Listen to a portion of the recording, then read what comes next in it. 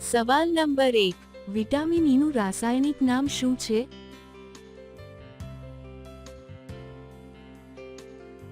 જવાબ છે ટોકોફેરલ. સવાલ નંબર 2, હવામાં કેટલા ટકા નાઇટ્રોજન ગેસ હોય છે?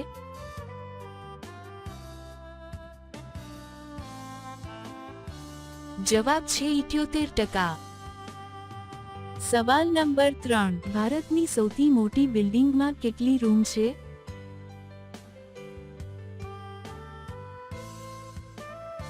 જવાબ છે 380 રૂમ. સવાલ નંબર 4, ગુજરાત રાજ્યની સ્થાપના થયા પછી કઈ પાર્ટીએ સરકાર બનાવી?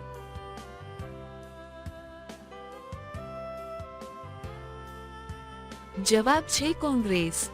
સવાલ નંબર 5, છોકરીઓની પાછળના ભાગમાં નાખતી વખતે શું પકડીને નાખવું જોઈએ?